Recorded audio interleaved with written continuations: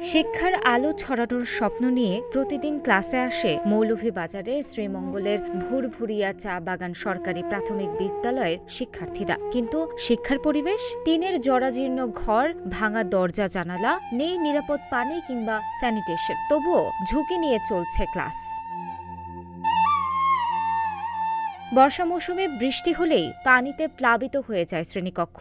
ঘরটির ভিটের মাটি সরে যাওয়ায় পুরো ঘরটিতে স্যাঁতস্যাঁতে পরিবেশ। শীত মৌসুমে ঠান্ডায় শিক্ষক শিক্ষার্থীদের অবস্থা হয় জবুথবু। বেঞ্চ ডেস্কের অভাবে মাটিতে বসেই শ্রেণী কার্যক্রমে অংশ নিতে হয় শিক্ষার্থীদের। বিদ্যালয়টি চা বাগান ও জঙ্গলের পাশে হওয়ায় অনেক সময় সাপসহ বন্য প্রাণীরা ঢুকে যায় শ্রেণীকক্ষে। প্রায় এক যুগ আগে সরকারিকরণ করা হলেও অবহেলিত এই বিদ্যালয়টিতে নেই বসার ব্যবস্থা, নেই নিরাপদ খাবার পানি, উন্নত স্যানিটেশন ও অবকাঠামো ব্যবস্থা বা কোনো খেলার মাঠ। এমনই পরিবেশ বিরাজ করছে এই বিদ্যালয়ে। ভুরভুরিয়া চা বাগান সরকারি প্রাথমিক বিদ্যালয়ের একজন সহকারী শিক্ষক বলছি। আমাদের বিদ্যালয়ের অবস্থা খুবই জরাজীর্ণ। এখানে বিদ্যালয়ের স্থান জায়গাটা অনেক ছোট হওয়ার কারণে বাচ্চাদের আমরা ঠিকমতো বসাতে পারছি না, যার কারণে ঠিকমতো পাঠদান করা সম্ভব হচ্ছে না। বোর্ডের রাখার জায়গা নেই, প্রজেক্টর আমাদের থাকা সত্ত্বেও আমরা এটা ব্যবহার করতে পারছি না। আমাদের বাচ্চারা ঠিকমতো যেখানে বসতেই পারছে না, সেখানে তাদেরকে ঠিকমতো তারা যাতে পড়াশোনার দিকে মনোযোগ দিবে, সেটা তাদের পক্ষে একটু কষ্টসাধ্য হয়ে যাচ্ছে। আসলে একটু না, অনেক বেশি সমস্যা হয়ে যাচ্ছে। আমাদের বিদ্যালয়ে পানির সমস্যা, বাচ্চাদের টয়লেটের সমস্যা, কোনো ওয়াশ ব্লক নেই। পাশে ভুরভুরিয়া চা বাগান সরকারি প্রাথমিক বিদ্যালয়ের সহকারী শিক্ষক। আমাদের বিদ্যালয়ে ধরতে গেলে অনেক সমস্যা। 3 সেটের ঘর, ছাত্রছাত্রীর সংখ্যা বেশি, বসতে কষ্ট হয়। 3টি ক্লাস শ্রেণীকক্ষ আছে, কিন্তু বসার অনেক কষ্ট। বেঞ্চ 20 জোড়া আছে, কিন্তু বসার খুব সমস্যা। 2 শিফটে ক্লাস তো, তারপরেও বসার সমস্যাই হয় আমাদের। 3 সেটের ঘর থাকার কারণে প্রচুর গরম। ঠান্ডার দিনে তো যখন বৃষ্টি তুফান আসে, তাইলে ঘরের মধ্যে পানি ঢুকে যায়। এইগুলোই আর কি।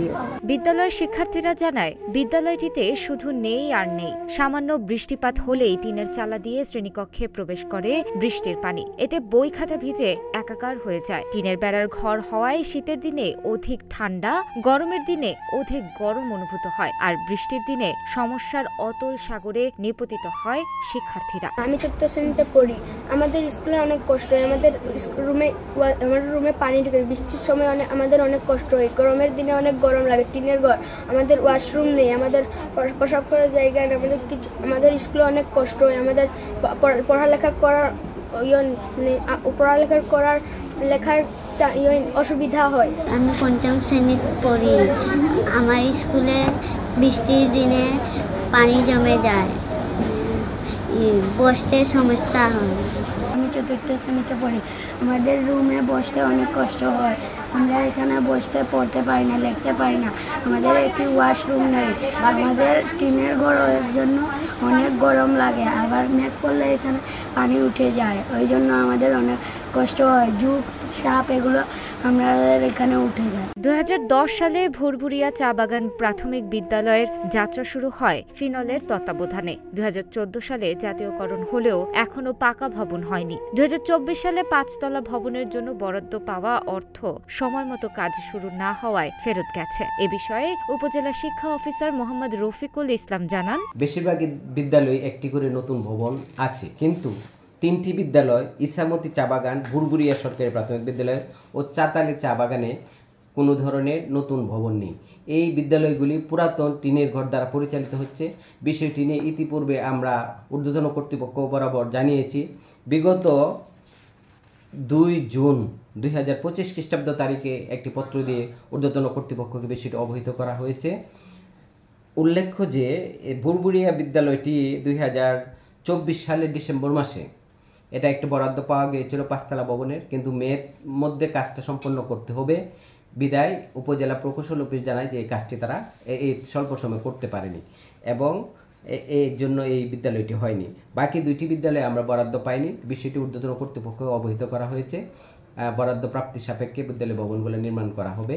শ্রীমঙ্গল উপজেলা প্রকৌশলী মোহাম্মদ ইউসুফ হোসেন খান জানান, ভুরভুরিয়া প্রাইমারি স্কুলটা 2024 সালের নভেম্বরের দিকে অনুমোদন আসছে নতুন করে বিল্ডিং করার জন্য। খুব সম্ভব 5 তলা বিশিষ্ট বিল্ডিংটা আসে আর কি, এবং বিল্ডিংটা পাইলিং সহ ছিল। যে প্রজেক্ট থেকে বিলিংটা আসছে, বিলিং প্রজেক্টটা জুন 2025-এ ক্লোজ, এবং আমাদের ঊর্ধ্বতন কর্তৃপক্ষ বলছিল যে এটা মার্চের মধ্যে আমাদের প্রজেক্টটা ক্লোজার করে যেন পাঠাইতে হবে। তো আপনারা যেহেতু জানেন যে এটা টেন্ডার প্রক্রিয়া, যেহেতু ওটিএম মেথড, এই টেন্ডার করতে 3 মাস সময় লাগে ঠিকাদার নির্বাচন করতে, এবং এছাড়া কাজটি বাস্তবায়ন করতে 1 বছর সময় লাগবে। এই পুরো সময়টা যেহেতু পাওয়া সম্ভব না, প্রজেক্ট শেষের দিকে যেহেতু, সেহেতু আমি ঊর্ধ্বতন কর্তৃপক্ষকে শেয়ার করি বিষয়টা, যে এই সময়ের মধ্যে এই বিল্ডিংটা সম্পাদন করা সম্ভব না।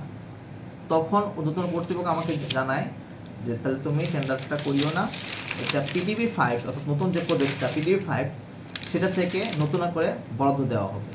পিডিবি 5-এর কার্যক্রম চালমান রয়েছে, হয়তো অতি শীঘ্রই প্রজেক্টটা চালু হলে আমরা এই স্কুলটা বরাদ্দ পাবো ইনশাল্লাহ।